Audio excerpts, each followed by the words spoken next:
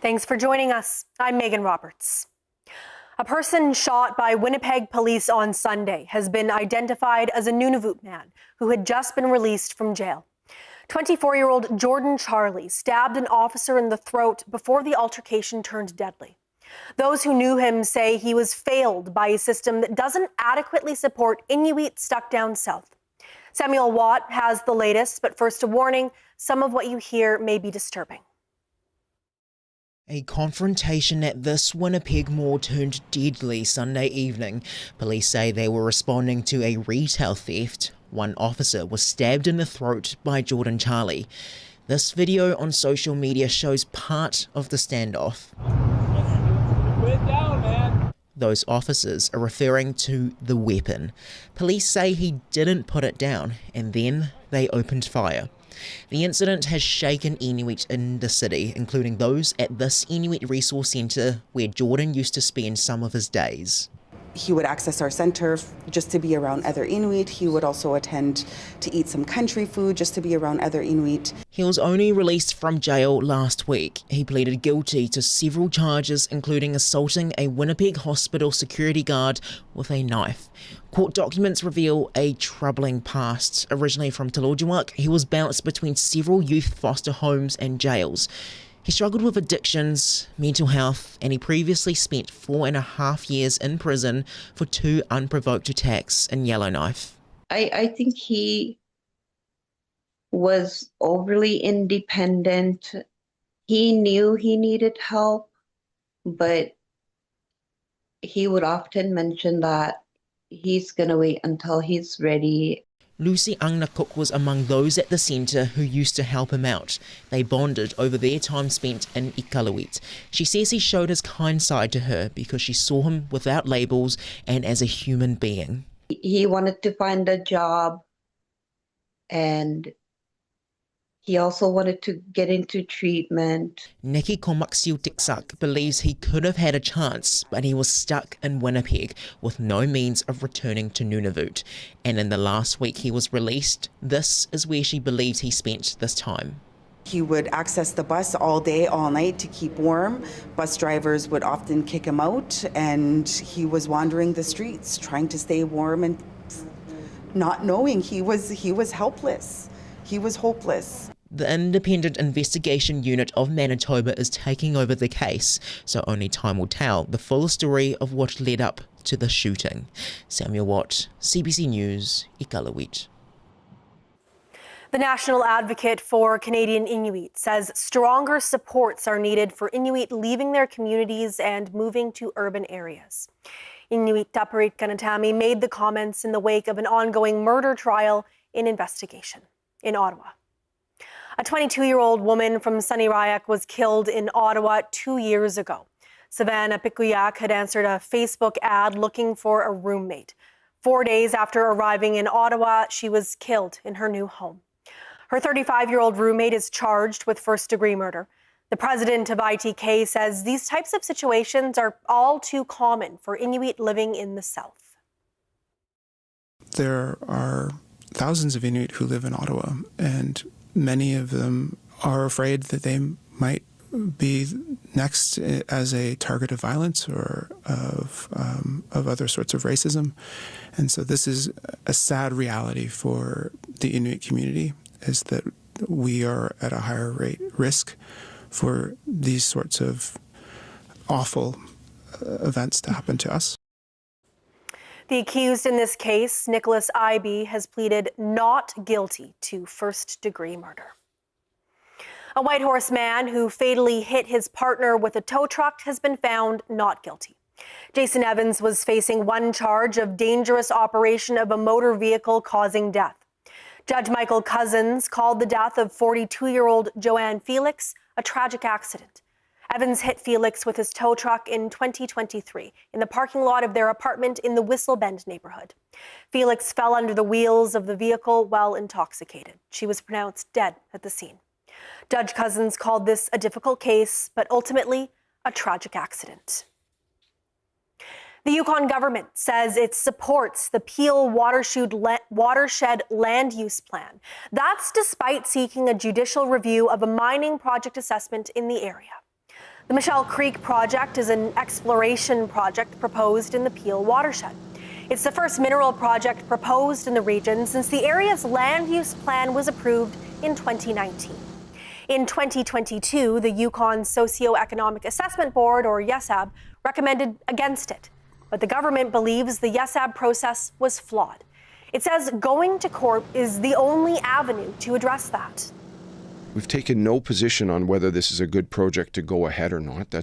We've not even made that determination. We just felt that there were flaws in the process, and we didn't want to see it set us off on a path forward where we would have those challenges in front of us down the road. A hearing on the case began yesterday. Stryker says the Yukon government wants the court's advice on whether the project conforms to the Peel land use plan. He says the plan protects more than 80% of the region, but it does allow pre-existing mineral claims to be developed. The NWT government has released a new report that it hopes can be used broadly as a tool for climate action. But one Indigenous government says it might be most useful to the Territory and Ottawa. The CBC's Leanie Lambrink explains. It's called a Climate Change Risks and Opportunities Assessment. One thing it contains, a big list of all the risks the Territory is facing. Extreme heat, strong winds, floods, and fires, to name a few. Each scenario is given a score based on how likely it is to happen and the severity of the consequences if it does. The goal is to get everyone on the same page about the coming risks. The Territory describes it as a tool governments can use to help plan. To get a better sense of really the types of impacts, what we are seeing now, what we could be seeing in the future, and where we might be best to focus some of our efforts to be ready for those changes. The Territory says it spent 2 years talking to people in the NWT for the assessment. The Gwich'in Tribal Council was part of that. A GTC staff member says there's always value in the territorial and Indigenous governments working together, but he doesn't see the assessment as a tool the GTC will rely on. The people are already aware of the risks are for climate change impacts. People live it every single day. To have a toolkit created by the GNWT is, it's supplemental, but it's not going to be guiding a lot of the work that we're already doing here. The Territory says it's already found the assessment helpful. It was used to help draft up its latest climate action plan. The Territory says it plans to review the assessment in 5 years and update it in 10. Leanie Lambrink, CBC News, Yellowknife. A private developer in Yellowknife says if government wants to see more affordable housing, it's going to have to give private developers some incentives. The developer is turning an office building in downtown Yellowknife into rental apartment units. He recently told a committee of MLAs he wanted to make all 72 units affordable, but was surprised by the lack of interest from government.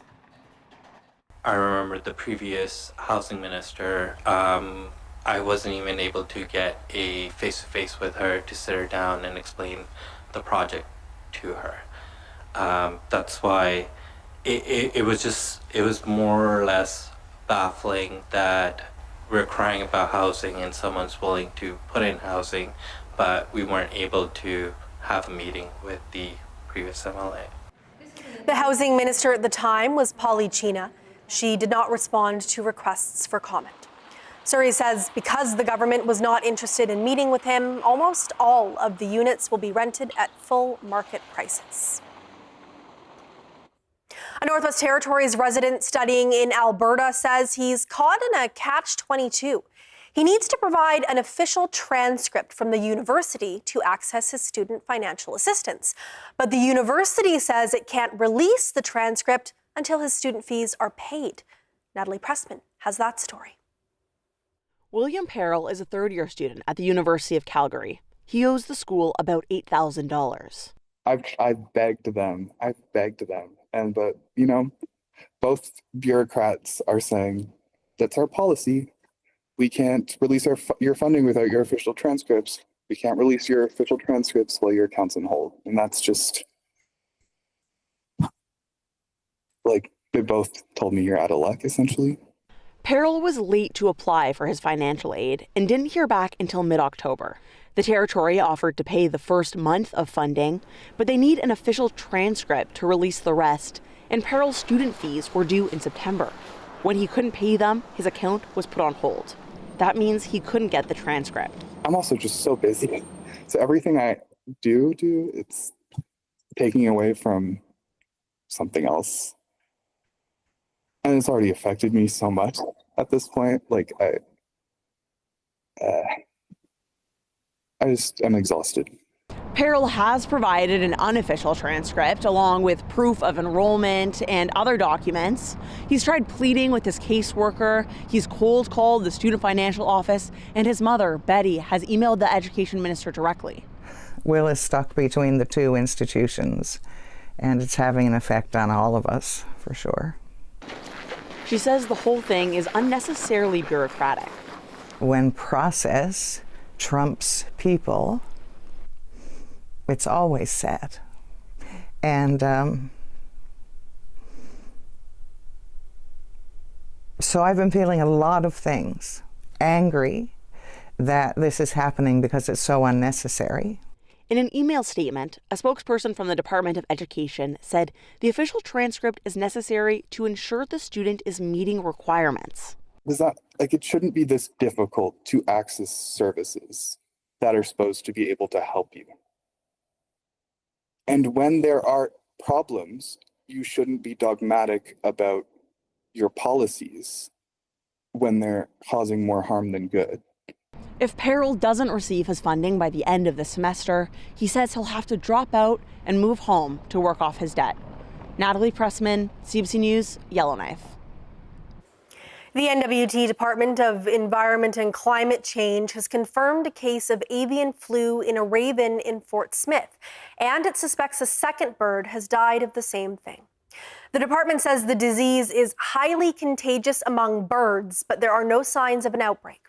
Avian flu, also known as H5N1, rarely spreads to humans, but anyone hunting wild birds should wear gloves and wash their hands frequently while cleaning the animals. They should also disinfect equipment, surfaces, and clothes afterwards. And be sure to cook the bird until the internal temperature reaches at least 74 degrees Celsius. This is a proposed corridor for multiple pipeline projects. You're crossing our territory on two ends of your pipeline. Who gave you permission? Pipelines break of the pipelines would destroy water and everything in it. They got to come through us first. Is this an immediate evacuation order for all Coastal GasLink employees? I feel like we are at war. It's just all been building up to this point. Yenta on the Passionate Eye. Watch free on CBC Gem.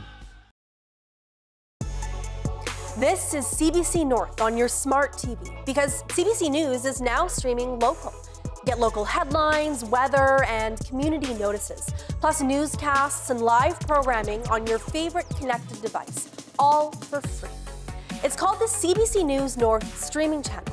You can see your community on your connected TV and mobile devices. CBC News North, your local news streaming channel, is now available. I think my dislike is warranted. What was Amy calling it? The beef wars? You don't tell me anything. You don't share your feelings, open up about your past. It's not that simple, Amy.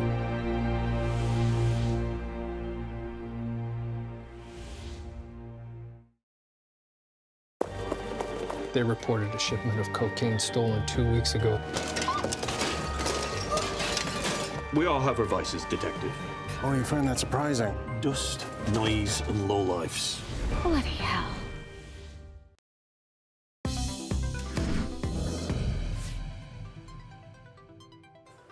The mayor of Haines Junction, Yukon, has resigned. Michael Riseborough was elected just over a month and a half ago. At last night's council meeting, Riseborough read a statement giving his reasons for resigning. Chief Administrative Officer David Fairbanks says Riseborough is stepping down due to health concerns related to work stress. Councillor Diane Strand will serve as acting mayor until a by-election is called. Right now, it's unknown when that will be. A Whitehorse business owner is questioning Ottawa's so-called GST holiday. The federal Liberals say removing GST from some items will ease the burden on families during an expensive time of year. They want to remove the 5% tax from prepared foods, children's clothes and toys, some alcoholic beverages, and Christmas trees. But the owner of Due North Maternity says it's a major hassle. She says it's a lot of work to go through her inventory and remove the tax from exempt items, and she's worried what it'll mean for her at tax time. We know that Northerners already get audited way more. And so what is that going to do? What is that doing for the CRA, the increased cost? Are we actually now increasing our government spending to put on more people to deal with this at tax time? I just think there's so many better ways to make the holiday season especially more feasible for families. I just don't think that this was well thought out. It's a huge task for small business owners. The federal government announced the so-called tax holiday last week. If it goes ahead, the exemption will remain in place until mid-February. During Addictions Awareness Week this year, an Innu man is marking 18 months sober, and he's sharing his story in hopes of inspiring others. Stephen Panashaway says he's paying forward the support he received during a difficult time. The CBC's Heidi Adder has his story, but first a warning, this story discusses suicide. Stephen Panashaway is working to help others. Panashaway grew up without a father, and his mother died when he was 14. His grandmother took him in, but after her death, he spiraled until a dream made him sober up. The place I was staying at, I woke up and there was someone in the corner standing there, and they were yelling at me, telling me to go kill myself, and and not to that no one cared about me. And then they came onto the bed I was sleeping on, or laying down on. They held me down, and I wasn't strong enough to push them off me. And they just kept yelling in my face and saying I wasn't good enough. I don't know if I was probably imagining it, but due to the drinking and all the using I was doing, I think I was like hallucinating. And that was the day I woke up and I was like, I don't want to do this anymore. Panashaway is now a peer support worker, helping people apply for treatment and running support groups at the Mary May Healing Center. It's kind of like a roller coaster for me. Some days I'm, not every day is perfect. It's something I have to work on every day. And Panashaway is reconnecting with family, including his 10-year-old son. He hopes to be the father he didn't have growing up. I can say sorry by my actions. I feel like that's one of the main points that keep me going and why I'm here and I'm still sober and clean. Panashaway is offering his advice for families who have loved ones that are struggling with addictions. Panashaway says it's important to just be there for people, even if it's difficult and their loved one pushes them away. It's only been 18 months, and if I keep going, it's just gonna get better. And and I'll have my bad days, but I'll take my bad days with the good as well. And because at the end of the day, if I have a bad day, there's still something to be positive about, grateful for. I have family that supports me, family that cares for me. The theme this year for National Addictions Awareness Week is Forging Connections. For anyone struggling, Panashaway suggests they reach out to their own connections, even in a small way. Heidi Adder, CBC News, Shajit, Innu First Nation. If you or someone you know needs help, there's support if you need it. You can call the Hope for Wellness helpline at 1-855-242-3310. Or the Nunavut Kamatsiaktut helpline at 1-800-265-3333. Tonight, we have an exclusive look inside an addictions and recovery center in Whitehorse. The public facility houses a withdrawal program and a treatment program, among other services. The CBC's Virginie Ann takes us there. It's quiz night at the Sarah Steele building.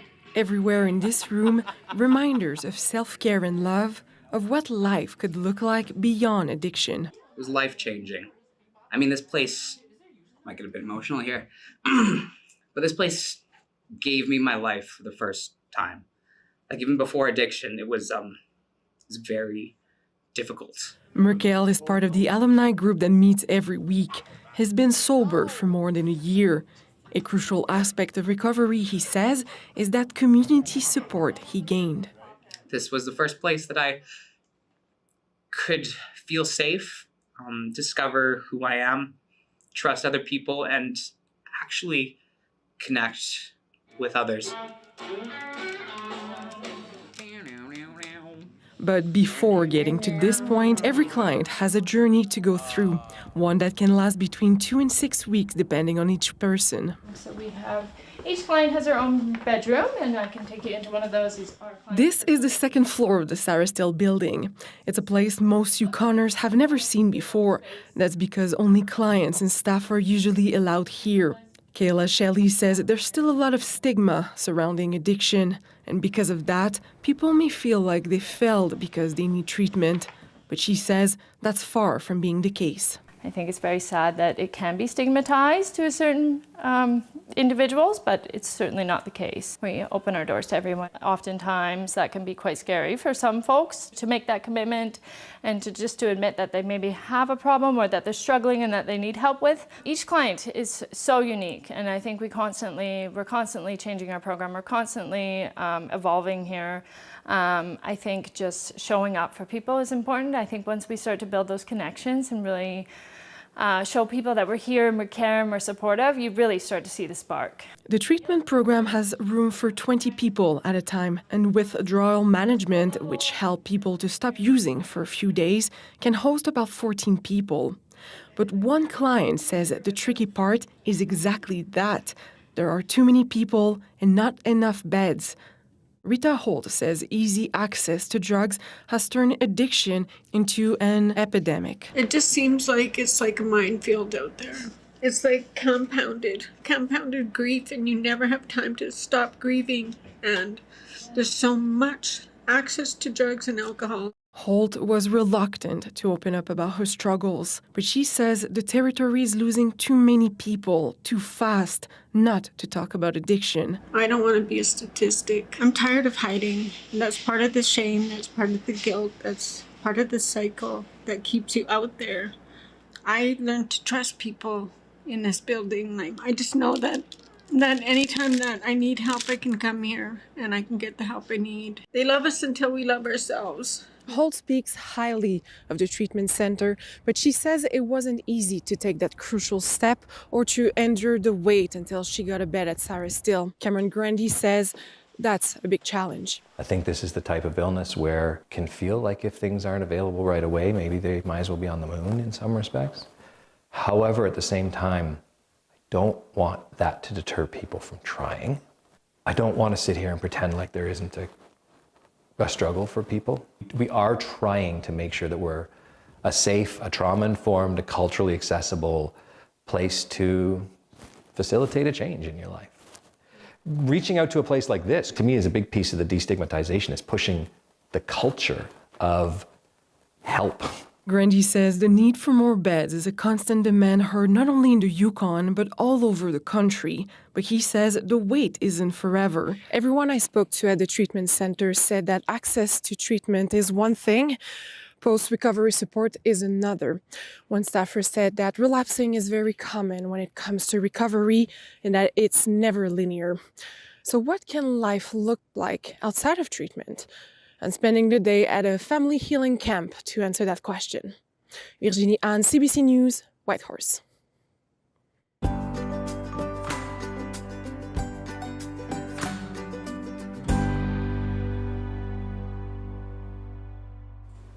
In Nain, Newfoundland and Labrador, a mother is passing along the tradition of drum dancing.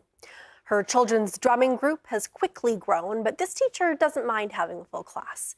She says it's about much more than music and dancing. Take a look. Hello, come in.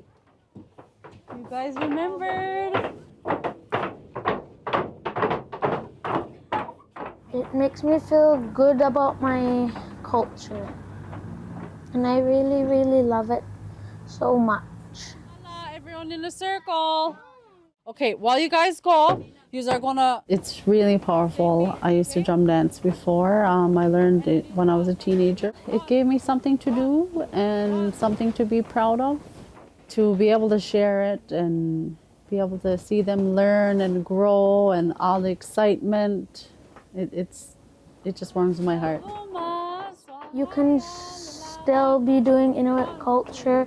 You can be learning more things, and I think you should love Inuit culture. 1, 2, 1, 2, 1, 2. I just hope that they feel that this is a safe place to come to. Like, I'm not just here just to drum dance and throat sing, you know. I'm here for them and give them that nice warm space to come to. And if they need to talk about their mental health, then I'd be gladly to help them or point them in the right direction, you know, to someone who can talk to them. Like, as Inuit, this is what we do. We share stories. We come together in a space, sing, you know, whatever. It's just been passed down for generations.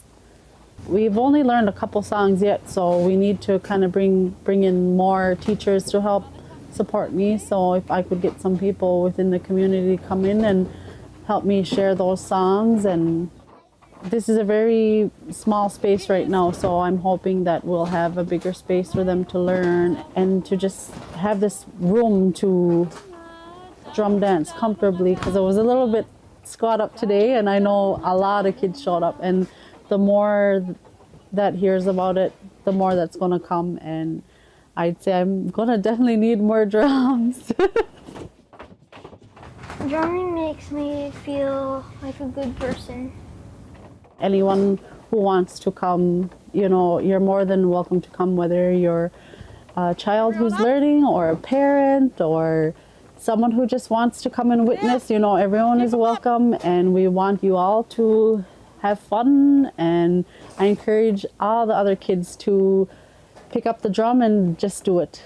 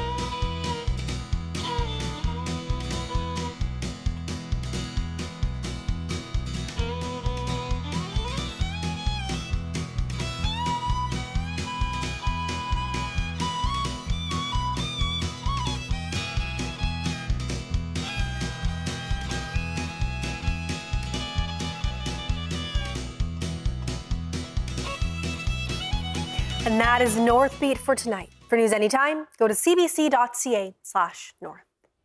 Thank you for watching. I'm Megan Roberts. Have a good night.